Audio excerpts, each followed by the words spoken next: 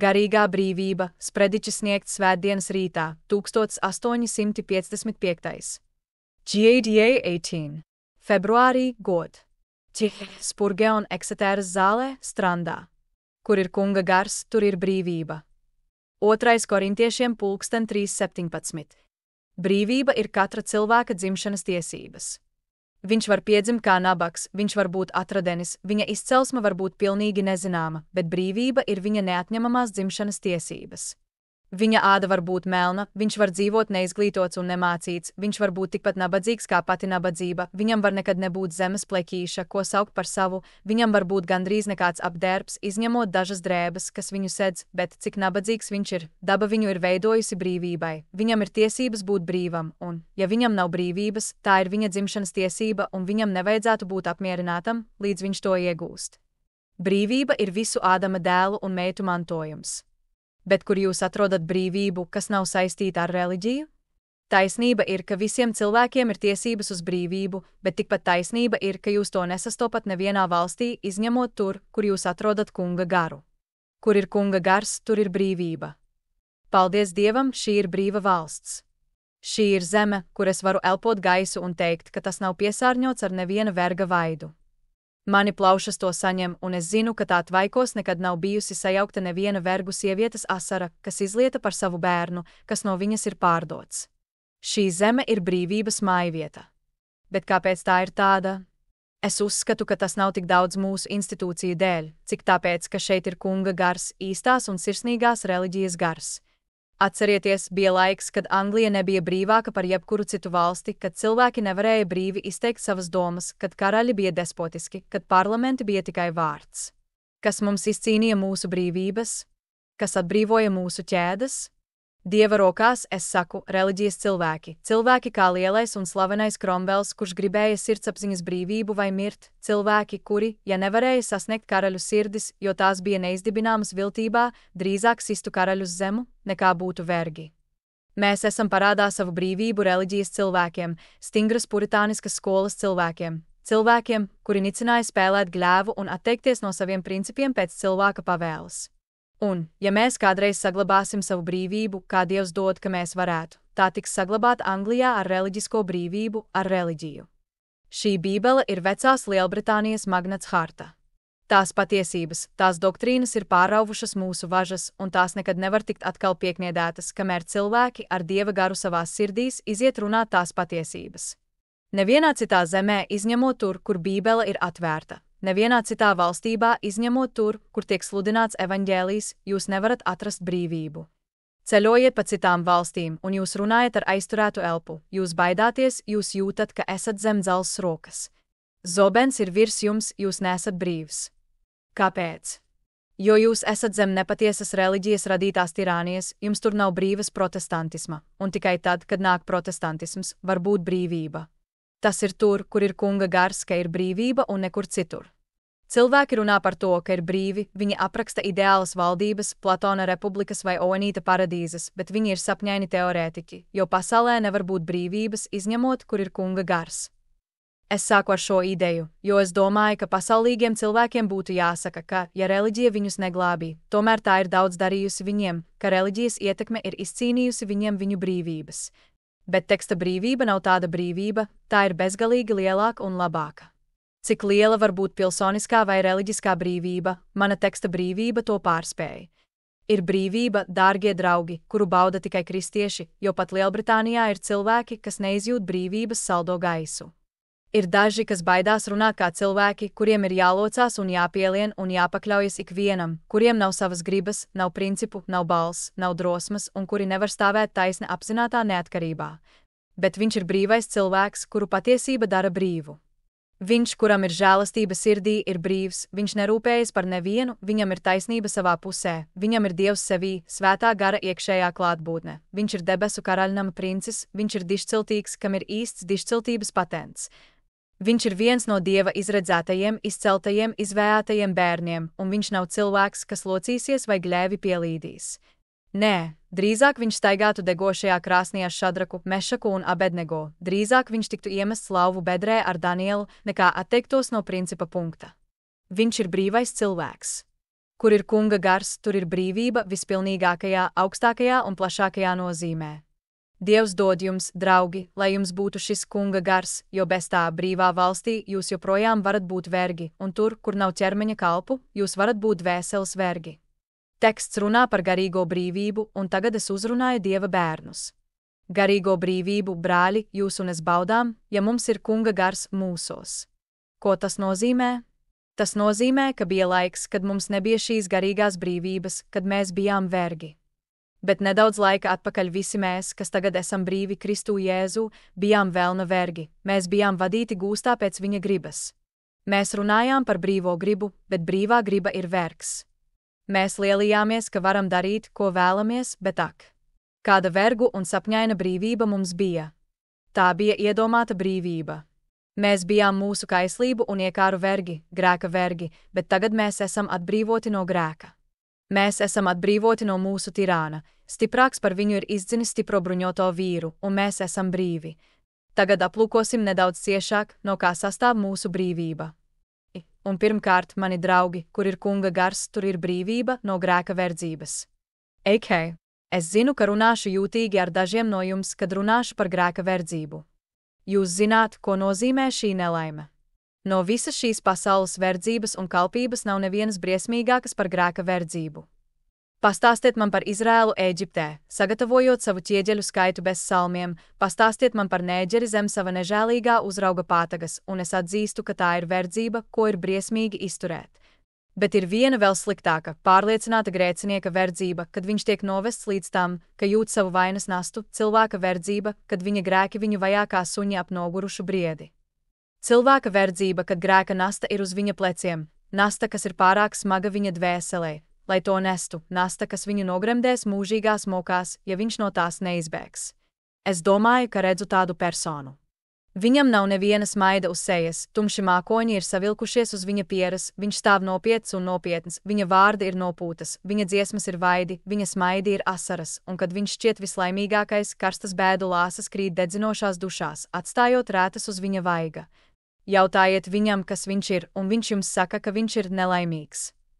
Jautājiet viņam, kā viņš ir, un viņš atzīst, ka viņš ir miesā iemiesota nelaime. Jautājiet viņam, kas viņš būs, un viņš saka, viņš būs pazudis liesmās uz mūžiem un nav cerības. Skatieties viņu vienatnē savā noslēgumā, kad viņš noliek galvu uz spilvena, viņš atkal pieceļas. Naktī viņš sapņo par mokām, un dienā viņš gandrīz jūt to, par ko viņš sapņoja. Tāds ir nabaga pārliecināts grēcinieks verdzībā. Tādi esmu bijis savās dienās, un tādi esat bijuši jūs, draugi. Es runāju ar tiem, kas to saprot. Jūs esat gājuši cauri šai drūmajai izmisuma purvam. Jūs esat gājuši cauri šai tumšajai nožēlas ielejai, jūs esat bijuši spiesti dzert rūgto nožēlas kausu. Un es zinu, ka jūs teiksiet āmen. Kad es paziņoju, ka no visām verdzībām šī ir vissāpīgākā, likuma verdzība, korupcijas verdzība. Ak, nelaimīgais cilvēks, kas es esmu, kas mani no tā atbrīvos. Bet kristietis ir brīvs, viņš tagad var smaidīt, lai gan agrāk raudāja. Viņš tagad var priecāties, kamēr agrāk sēroja. Nav, viņš saka, tagad mana sirdsapziņa nav apgrūtināta ar grēku. Nav nozieguma uz manas krūts. Man nav jāstaigā pa zemi, baidoties no katra ēnas un katra cilvēka, ko satieku, jo grēks ir nomazgāts. Mana gars vairs nav vainīgs, tas ir tīrs, tas ir svēts. Dieva dusmas vairs nav uz mani, bet mans tēvs smaida. Es redzu viņa acis, tās mirdz mīlestībā. Es dzirdu viņa balsi, tā ir pilna salduma. Es esmu piedots, es esmu piedots, es esmu piedots. Sveicināts, tu važu lauzējs. Slavēts Jēzus. Tas brīdis, kad pirmo reizi verdzība pazuda. Man šķiet, es to tagad atceros. Es redzēju Jēzu uz viņa krusta man priekšā, es domāju par viņu, un kad es pārdomāju viņa nāvi un ciešanas, man šķita, ka viņš uz mani skatās. Un kad viņš uz mani skatījās, es skatījos uz viņu un teicu: Jēzu, manas dvēseles mīļotais! Ļauj man pie tava krūts lidot. Viņš teica: nāc, un es lidoju pie viņa un apskāvu viņu, un kad viņš mani atlaida, es brīnījos, kur bija mans loks. Tas bija pazudis. Tur, kapā tas gulēja, un es jutos viegls kā gaiss, kā spārnota silfe. Es varēju lidot pāri bēdu un izmisuma kalniem. Kāda brīvība un prieks man bija!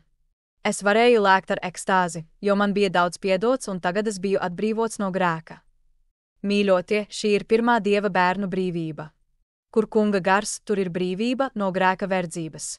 Brīvība no grēka soda. Kas ties ir? Mūžīgā nāve, mūžīgas mokas, tas ir skumjais grēka sods. Tas nav salds, ja baidos, ka, ja es tagad nomirtu, es varētu būt ellē. Tas nav patīkams domāt, ka, ja es šeit nokristu, man būtu jānonāk Sātana rokās un viņš būtu mans mocītājs. Kāpēc, kungi, tā ir doma, kas mani mocītu? Tā ir doma, kas būtu manas eksistences rūgtākais lāsts. Es labprātāk būtu miris un pūtu kapā, nekā staigāt pa zemi ar domu, ka man varētu nākties ciest šādu sodu. Daži no jums šeit labi zina, ka, ja jūs nomirtu, ella ir jūsu daļa. Jūs to nemēģināt noliegt, jūs ticat Bībelē, un tur jūs lasāt savu likteni, kas netic, tas tiks pazudināts. Jūs nevarat sevi uzskatīt par ticīgajiem. Vai kāds no jums ir nonācis tādā stāvoklī, ka jūs ticat, ka esat tik pilns grēka, ka Dievs nevarētu būt taisnīgs, ja viņš jūs nesodītu? Vai jūs neesat sajutuši, ka esat tik ļoti sacēlušies pret Dievu ar slepeniem noziegumiem, jā, es saku ar slepeniem noziegumiem un atklātu pārkāpumu, ka, ja viņš jūs nesodītu, viņam būtu jāpārtrauc būt Dievam un jāatmet viņa scepteris? Un tad jūs esat trīcējuši, vaimanājuši un saukuši bailēs no grēka soda. Jūs domājāt, kad sapņojāt, ka redzējāt to degošo ezeru, kura viļņi ir uguns un kura viļņi vienmēr ir degošs sērs, un katru dienu, kad jūs staigājāt pa zemi, tas bija ar bailēm un šausmām, ka nākamais solis varētu jūs iemest bedrē, kurai nav dibena. Bet kristieti, tu esi brīvs no grēka soda. Vai tu zini? Vai tu vari atzīt šo faktu? Tu esi brīvs šajā brīdī no grēka soda. Ne tikai tu esi piedots, bet tu nekad nevari tikt sodīts par saviem grēkiem, lai cik lieli un milzīgi tie būtu bijuši. Tajā brīdī, kad grēcinieks tic un uzticas savam krustā sistajam Dievam, viņš uzreiz saņem piedošanu, glābšanu pilnībā caur viņa asinīm. Un viņš nekad nevar tikt sodīts par grēku. Runāt par ticīgā sodīšanu. Tāda lieta nepastāv. Šīs mirstīgās dzīves ciešanas nav grēka sodi kristiešiem, tās ir tēva pārmācības, nevis tiesneša sodi. Man nav ellas, lai tā kūp un deg, ja es esmu ticīgais, man nekad nebūs tur mana daļa. Man nav mūžīgu spīdzināšanas rīku, nav mocību, jo, ja es esmu attaisnots, es nevaru tikt notiesāts. Jēzus ir cietis sodu manā vietā, un Dievs būtu netaisnīgs, ja viņš mani sodītu vēlreiz. Jo Kristus ir cietis vienreiz un apmierinājis taisnīgumu uz visiem laikiem. Kad sirdsapziņa man saka, ka es esmu grēcinieks, es saku sirdsapziņai, ka es stāvu Kristus vietā, un Kristus stāv manā vietā. Patiesi, es esmu grēcinieks, bet Kristus nomira par grēciniekiem. Patiesi, es pelnīju sodu, bet, ja mans izpirkums nomira, vai Dievs prasīs parādu divreiz? Neiespējami. Viņš to ir atcēlis. Nekad nav bijis un nekad nebūs neviens ticīgais ellē. Mēs esam brīvi no soda, un mums nekad nav jātrīc tādēļ. Lai cik briesmīgs tas būtu, ja tas ir mūžīgs, kā mēs zinām, ka tas ir, tas mums nav nekas, jo mēs nekad nevaram to ciest. Debesis atvēr savas pērļu vārtus, lai mūs ielaistu, bet elles dzelzs vārti ir mūžīgi aizslēgti pret katru ticīgo. Dieva bērnu slavējamā brīvība. Bet ir vēl viens fakts, kas ir vēl pārsteidzošāks par abiem šiem, un es uzdrošinos teikt, ka daži no jums to apstrīdēs, tomēr tā ir Dieva patiesība, un, ja jums tas nepatīk, jums tas jāatstāj. Ir brīvība no grēka vainas. Šis ir brīnumu brīnums. Kristietis vairs nav vainīgs tajā brīdī, kad viņš tic. Tagad, ja viņas majestāte savā labvēlībā atbrīvo slepkavu, piešķirot viņam pilnīgu apžēlošanu, šis cilvēks nevar tikt sodīts, bet viņš joprojām būs vainīgs. Viņa var dot viņam 1000 apžēlošanas, un likums viņu nevar aizskart, bet viņš joprojām būs vainīgs. Noziegums vienmēr būs uz viņa galvas, un viņš tiks apzīmēts kā slepkava, kamēr viņš dzīvos. Bet kristietis ir ne tikai atbrīvots no verdzības un soda, bet viņš ir pilnīgi atbrīvots no vainas. Tagad tas ir kaut kas, kas jūs pārsteigs. Jūs sakāt, ko? Vai kristietis vairs nav grēcinieks Dieva acīs? Es atbildu, viņš ir grēcinieks, ja tiek uzskatīts pats par sevi, bet Kristus personā viņš vairs nav grēcinieks nekā eņģelis Gabriels, jo sniegoti kā eņģeļu spārni un nevainojami kā ķerubu tērpi, eņģelis nevar būt tīrāks par nabaga asinīm mazgātu grēcinieku, kad viņš ir padarīts baltāks par sniegu. Vai jūs saprotat, kā tas ir, ka grēcinieka vaina tiek noņemta? Šodien es stāvu šeit kā vainīgs un notiesāts nodevējs. Kristus nāk manai glābšanai, viņš man liek atstāt savu kameru, es stāvēšu tavā vietā. Es būšu tavs aizstājējs. Es būšu grēcinieks, visa tava vaina tiks uzlikta man, es miršu par to, es cietīšu par to, es ņemšu tavus grēkus. Tad, noņemot savas drēbes, viņš saka: tur uzvelc tās, tu tiksi uzskatīts, it kā tu būtu Kristus. Tu būsi taisnīgais. Es ņemšu tavu vietu, tu ņemsi manu. Tad viņš apmet man apkārt krāšņu pilnīgas taisnības tērpu, un, kad es to redzu, es izsaucos: dīvaini, mana dvēsele, tu esi tērpta ar mana vecākā brāļa drēbēm. Jēzus Kristus kronis ir uz manas galvas, viņa nevainojamie tērpi ir ap maniem gurniem, un viņa zelta sandalas ir manas kāju kurpes. Un tagad, vai ir kāds grēks? Grēks ir uz Kristus, taisnība ir uz manis. Prasi grēcinieku taisnīgums. Lai taisnīguma balss sauc: atvediet grēcinieku. Grēcinieks tiek atvests. Ko izpildītājs izved? Tas ir iemiesotais Dieva dēls, patiesi, viņš neizdarīja grēku, viņš bija bez vainas, bet tas ir uzlikts viņam. Viņš stāv grēcinieka vietā. Tagad taisnīgums sauc: atvediet taisnīgo, pilnīgi taisnīgo. Ko es redzu? Lūk, draudze tiek atvesta, katrs ticīgais tiek atvests. Taisnīgums saka: vai šie ir pilnīgi taisnīgi? Jā, viņi ir. Ko Kristus darīja, tas ir viņu, ko viņi darīja, tas ir uzlikts Kristum, viņa taisnība ir viņu, viņu grēki ir viņa. Es vēršos pie jums, jūs bezdievīgie. Tas šķiet dīvaini un pārsteidzoši, vai ne? Jūs to esat uzskatījuši par hiperkalvinismu, un jūs par to smejaties. Uzskatiet to, par ko vien vēlaties, kungi. Dievs to ir uzstādījis kā savu patiesību. Viņš mūs ir padarījis taisnīgus caur Jēzus Kristus uzlikto taisnību. Un tagad, ja es esmu īsts ticīgais, es stāvu šeit atbrīvots no katra grēka. Dieva grāmatā nav neviena nozieguma pret mani. Tas ir izdzēsts uz visiem laikiem, tas ir atcelts, un ne tikai es nekad nevaru tikt sodīts, bet man nav nekā par ko tikt sodītam. Kristus ir izpircis manus grēkus, un es esmu saņēmis viņa taisnību. Kur ir tā kunga gars, tur ir brīvība. Turklāt kristietis, kamēr viņš ir atbrīvots no grēka vainas un soda, ir arī atbrīvots no tā varas. Katrs dzīves cilvēks, pirms viņš ir atgriezies, ir kaislības vergs. Bezkaunīgi cilvēki lepojas ar brīvu dzīvošanu un brīvu domāšanu. Viņi to sauc par brīvu dzīvošanu, pilna glāza, bakhanāliešu svinības, kliekšana, izlaidība, izvirtība, brīva dzīvošana, kungs. Lai vergs paceļ savas važas un zvanot tās man ausīs saka: šī ir mūzika un es esmu brīvs. Cilvēks ir nabaga trakulis. Lai cilvēks, kas ir tēdēs savā cellē, bedlamas trakulis, man saka, ka viņš ir karalis un uzsmaida šausmīgu smaidu. Es saku: nabaga nelaimīgais, es zinu, kāpēc viņš uzskata, ka viņš ir karalis. Viņš ir sajucis un ir traks. Tā tas ir ar pasaulīgo, kurš saka, ka viņš ir brīvs. Brīvs, kungs. Jūs esat vergs. Jūs domājat, ka esat laimīgs, bet naktī, kad jūs gulējat savā gultā, cik reizes esat grozījies no vienas puses uz otru bezmiegs un nemierīgs, un kad jūs pamodāties, vai jūs neesat teicis: tas vakardiena. Un, lai gan jūs iegremdējāties citā grēka dienā, tas vakardiena kā ēlas suns rēja uz jums un sekoja jums pa pēdā. Jūs to zināt, kungs, grēks ir verdzība un paverdzināšana. Un vai jūs kādreiz esat mēģinājis atbrīvoties no šīs verdzības? Jā, jūs sakāt, es esmu. Bet es jums pateikšu, kāds ir bijis tā gals. Kad jūs esat mēģinājis, jūs esat savas važas pievilcis ciešāk nekā jebkad, jūs esat savas ķēdes nostiprinājis. Grēcinieks bez žēlastības, mēģinot sevi reformēt, ir kā Sīzifs, kas ripina akmeni kalnā, kas vienmēr nāk lejā ar lielāku spēku. Cilvēks bez žēlastības, mēģinot sevi glābt, ir iesaistīts tikpat bezcerīgā uzdevumā kā Danaidu meitas, kad viņas mēģināja piepildīt milzīgu trauku ar bezdibena spaiņiem. Viņam ir loks bez stīgas, zobens bez asmens, šautene bez pulvera. Viņam vajag spēku. Es jums piekrītu, viņš var radīt tukšu reformāciju, viņš var aizbērt vulkānu un sēt ziedus ap tā krātera. Bet, kad tas atkal sāk kustēties, tas pārvietos zemi un karstā lava pārplūdīs visus skaistos ziedus, kurus viņš bija iestādījis, un iznīcinās gan viņa darbus, gan viņa taisnību. Grēcinieks bez žēlastības ir vergs. Viņš nevar sevi atbrīvot no saviem grēkiem. Bet kristietis tāds nav. Vai viņš ir savs grēka vergs? Vai Dieva īsteni dzimis mantinieks ir vergs? Ak, nē. Viņš negrēko, jo ir dzimis no Dieva. Viņš nedzīvo netīrībā, jo ir nemirstības mantinieks. Jūs, zemes ubagi, varat noliekties uz nepareizām darbībām, bet debesu asins prinči ir jāsako taisnības darbiem. Jūs, nabaga pasaulīgie, dievācīsniecīgi un nožēlojami nelaimīgie, jūs varat dzīvot negodīgi un netaisni, bet debesu mantinieks nevar. Viņš mīl savu kungu, viņš ir brīvs no grēka varas, viņa darbs ir taisnība un viņa gals ir mūžīgā dzīve.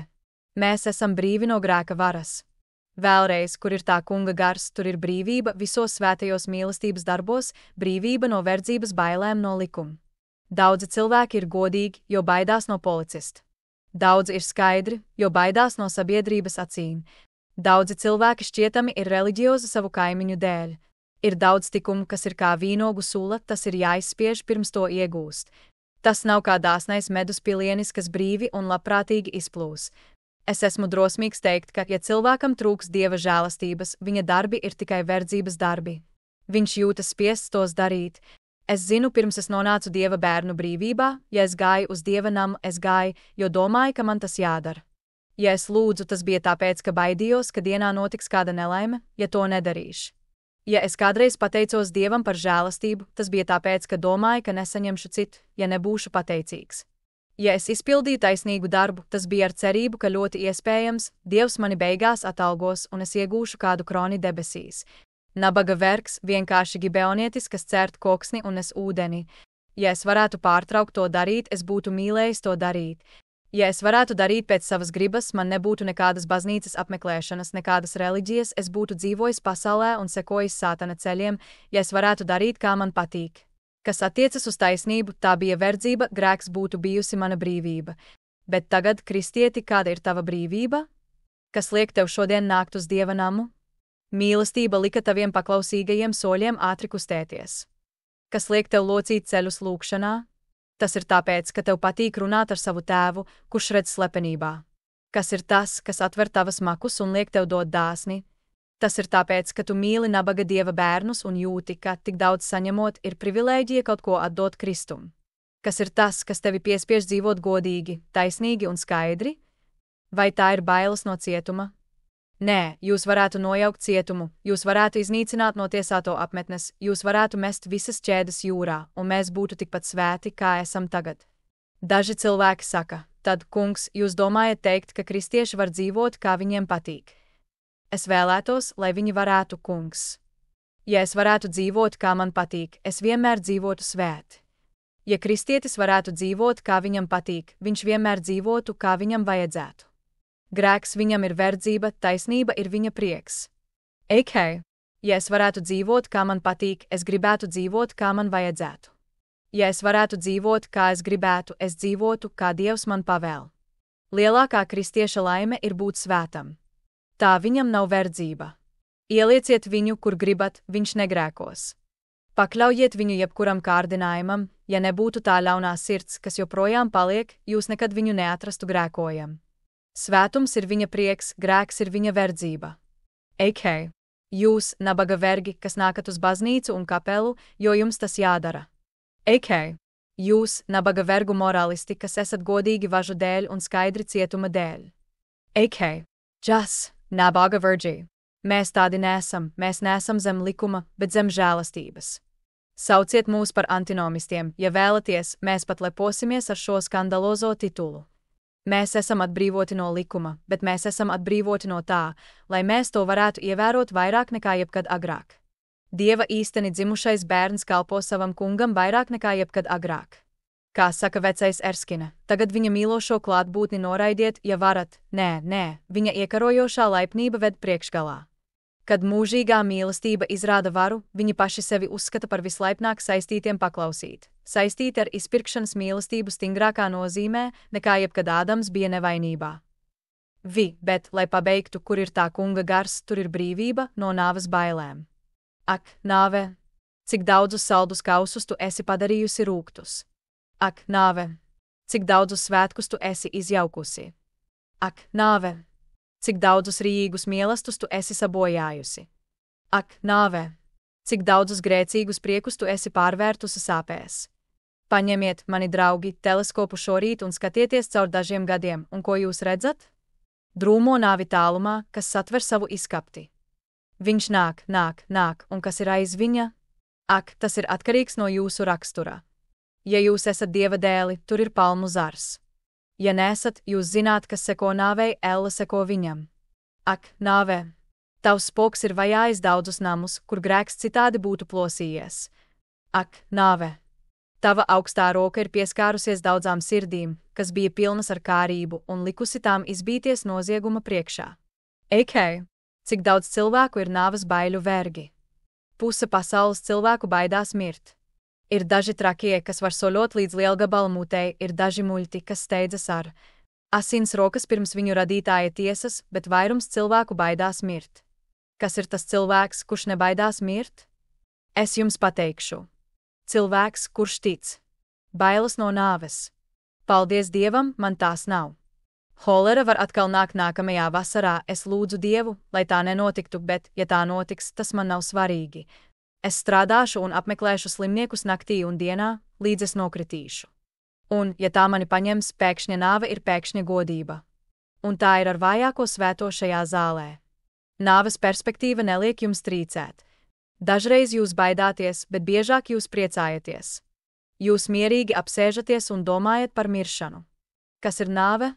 Tā ir zema lievenis, caur kuru jūs noliecaties, lai ieietu debesīs.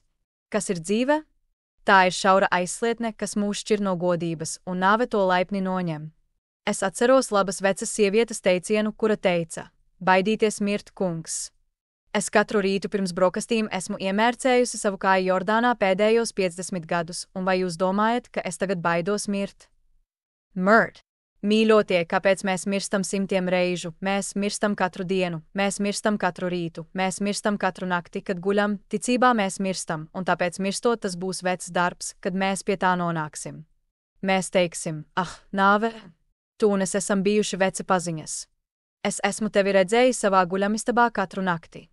Es esmu runājis ar tevi katru dienu, es esmu turējis gāvaskausu uz sava toaletes galda, un es bieži esmu par tevi domājis. Nāve, tu esi beidzot atnākusi, bet tu esi laipni gaidīts viesis. Tu esi gaismas eņģelis un labākais draugs, kāds man ir bijis. Kāpēc tad baidīties no nāves, jo nav baiļu, ka Dievs jūs atstās, kad jūs nāksiet mirt? Šeit man jāstāsta jums par labo Velsas sievieti, kura, kad viņa gulēja mirstot, tika apmeklēta no sava mācītāja. Viņš viņai teica: māsa, vai tu grimsti? Viņa neatbildēja ne vārda, bet skatījās uz viņu ar neticīgu aci. Viņš atkārtoja jautājumu: māsa, vai tu grimsti? Viņa atkal skatījās uz viņu, it kā viņa nevarētu ticēt, ka viņš uzdod tādu jautājumu. Beidzot, nedaudz piecēlusies gultā, viņa teica: grimst. Grimst. Vai jūs kādreiz zinājāt, ka grēcinieks grimst caur klinti? Ja es būtu stāvējusi uz smiltīm, es varētu grimt, bet paldies Dievam, es esmu uz mūžības klints, un tur nav grimšanas. Cik krāšņi mirt! Ak, eņģeļi, nāciet! Ak, tā kunga pulku kohortas, izstiepiet savus plašos spārnus un paceliet mūs no zemes. Ak, spārnotie serafi, nesiet mūs tālu virs šo zemāko lietu sasniedzamības, bet līdz jūs nākat, es dziedāšu. Tā kā Jēzus ir mans, es nebaidīšos izģērbties. Bet ar prieku novilkšu šo smāla tērpus. Mirt kungā ir derība svētība. Tā kā Jēzus uz godību, lai gan nāve ved ceļu. Un tagad, dārgie draugi, es jums esmu parādījis, cik īsi vien varēju, šīs brīvības negatīvo pusi. Esmu mēģinājis jums pateikt, cik labi vien varēju to izteikt dažos vārdos, no kā mēs esam atbrīvoti. Bet šādiem jautājumiem ir divas puses. Ir dažas krāšņas lietas, kurām mēs esam brīvi. Mēs ne tikai esam atbrīvoti no grēka visos aspektos no likuma un no nāves bailēm, bet mēs esam brīvi kaut ko darīt. Es neaizņemšu daudz mirkļu, bet tikai pārskriešu pāri dažām lietām, kurām mēs esam brīvi, jo, mani brāļi kristieši, kur tā kunga gars, tur ir brīvība, un šī brīvība mums dod noteiktas tiesības un privilēģijas. Pirmkārt, mēs esam brīvi debesu hartai. Tur ir debesu harta, magnets harta, bībele, un mans brāli, tu esi brīvs tai. Šeit ir izvējāts fragments: kad tu iesi caur upi, es būšu ar tevi, un plūdi tevi nepārpludinās. Tu esi brīvs tam. Šeit ir vēl viens: kalni var aiziet un pakalni var tikt noņemti, bet mana mīlestība neatkāpsies. Tu esi brīvs tam. Šeit ir vēl viens: mīlējis savējos, viņš mīlēja tos līdz galam. Tu esi brīvs tam. Kur tā kunga gars, tur ir brīvība. Šeit ir nodaļa par izredzētību: tu esi brīvs tai, ja esi izredzēts. Šeit ir vēl viena, kas runā par taisnīgo nekondemnāciju un viņa attaisnošanu: tu esi brīvs tam. Tu esi brīvs visam, kas ir bībelē. Šeit ir nekad neizsīkstošs dārgums, kas piepildīts ar bezgalīgām žēlastības krājumiem. Tā ir debesu banka, tu vari no tās ņemt tik daudz, cik vēlies, bez šķēršļiem. Nāc ar neko citu kā ticību. Nāc ar tik daudz ticības, cik vari iegūt, un tu esi laipni aicināts visam, kas ir Bībelē.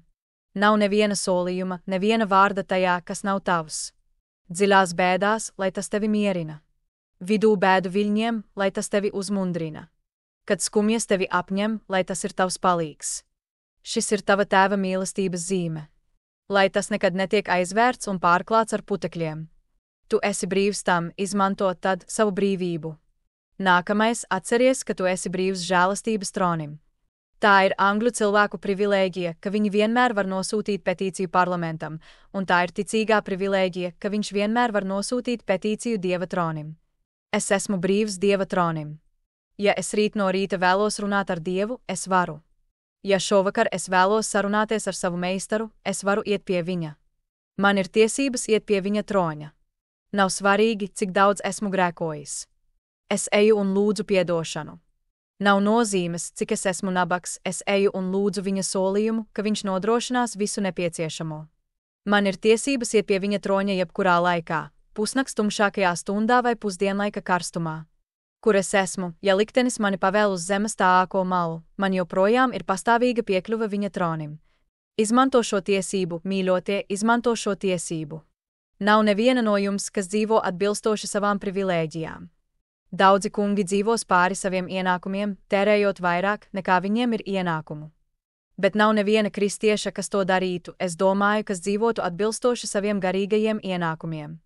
Eikeinā, jums ir bezgalīgi ienākumi, solījumu ienākumi, žēlastības ienākumi, un neviens kristietis nekad nav dzīvojis atbilstoši saviem ienākumiem. Daži cilvēki saka, ja man būtu vairāk naudas, man būtu lielāka māja, zirgi un karieta un tā tālāk. Ļoti labi, bet es vēlos, lai kristietis darītu to pašu. Es vēlos, lai viņi uzceltu lielāku māju un darītu lielākas lietas Dievam, izskatītos laimīgāki un noņemtu tās asaras no savām acīm. Reliģija nekad nebija paredzēta, lai samazinātu mūsu prieku. Ar tādiem krājumiem bankā un tik daudz rokā, ko Dievs jums dod, jums nav tiesību būt nabagiem. Augšā! Priecājieties! Priecājieties! Kristietim vajadzētu dzīvot atbilstoši saviem ienākumiem un ne zem tiem. Tad, ja jums ir tā kunga gars, dārgie draugi, jums ir tiesības iet pilsētā. Šeit, es domāju, ir daudz Londonas pilsētas brīvnieku, un tas, ļoti iespējams, ir liela privilēģija. Es neesmu Londonas brīvnieks, bet es esmu labākas pilsētas brīvnieks. Glābējs, ja no Ciānas pilsētas. Es ar žēlastību esmu loceklis. Lai pasaule izsmej vai žēlo. Es slavināšu tavu vārdu. Jums ir tiesības uz Ciānas pilsētas brīvību, un jūs to neizmantojat. Es vēlos parunāt ar dažiem no jums. Jūs esat ļoti labi kristieši, bet jūs vēl neesat pievienojušies draudzei. Jūs zināt, ka tas ir pilnīgi pareizi, ka tas, kurš tic, būtu kristīts, bet es pieņemu, ka jūs baidāties tik noslīcināti, jo jūs nekad nenākat. Tad kunga galds tiek klāts reizi mēnesī, un tas ir brīvs visiem Dieva bērniem, bet jūs nekad tam nepiekļūstat. Kāpēc tas tā ir? Tas ir jūsu bankets. Es nedomāju, ja es būtu vecākais, es izlaistu pilsētas banketu, un būdams kristietis, es nevaru izlaist kristiešu banketu, tas ir svēto bankets. Eņģeļi nekad nav garšojuši augstāk. Izpirkšanas žēlastību un mirstošo mīlestību. Daži no jums nekad nenāk pie kunga galda, jūs ignorējat viņa rīkojumus. Viņš saka, šo dariet manā piemiņā. Jūs esat ieguvuši pilsētas brīvību, bet jūs to neizmantojat. Jums ir tiesības iet caur vārtiem pilsētā, bet jūs stāvat ārpusē. Nāciet iekšā, brāli, es došu jums savu roku. Neatstājieties ārpus draudzes ilgāk, jo jums ir tiesības ienākt. Tad, noslēdzot, jums ir Jeruzalemes brīvība, mūsu visu māte. Tas ir labākais dāvana. Mēs esam brīvi uz debesīm. Kad kristietis mirst, viņš zina atvēršanas sezamu, kas var atvērt debesu vārtus, viņš zina paroli, kas var padarīt vārtus plaši atvērtus. Viņam ir baltā akmens, ar kuru viņš tiks atpazīts kā izpirkts, un tas viņu pārcels pāri barjerai. Viņam ir pase, kas ļaus viņam ieiet Jehovas valdījumos. Viņam ir brīvība ieiet debesīs. Man šķiet, ka es redzu jūs nekonvertētos ēnu zemē, klīstot augšup un lejup, lai atrastu savu daļu. Jūs nonākat debesu priekštelpā. Tas ir liels un augsts. Vārtiem ir rakstīts, šeit tiek uzņemti tikai taisnie. Kad jūs stāvat, jūs meklējat durvju sargu. Augsts erceņģelis parādās virs vārtiem, un jūs sakāt: Eņģeli, ļauj man ieiet. Kur ir tava drēbe? Jūs meklējat, un jums nav neviena, jums ir tikai daži paša vērti lupatas, bet nav kāzu tērpa. Ļauj man ieiet, jūs sakāt, jo dēmoni ir pēc manis, lai mani vilktu uz turieni bedri. Ak, ļauj man ieiet. Bet ar klusu skatienu eņģelis paceļ savu pirkstu un saka: Lasiet tur augšā, un jūs lasāt, šeit ieiet tikai taisnie. Tad jūs drebējat, jūsu ceļi klab, jūsu rokas trīc.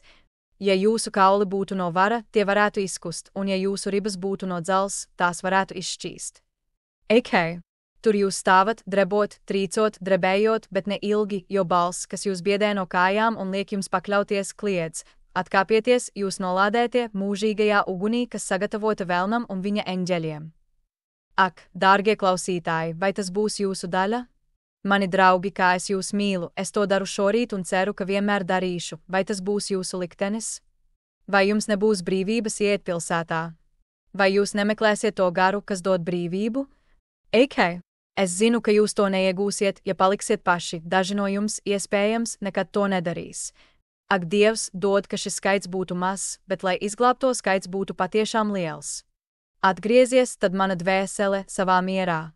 Tava lielā augstā priestera izpirkšana ir atbrīvojusi gūstekni. Uzticies viņa efektīvajām asinīm. Un nebaidies no izraidīšanas no Dieva. Joe Jesus Namara Partevi.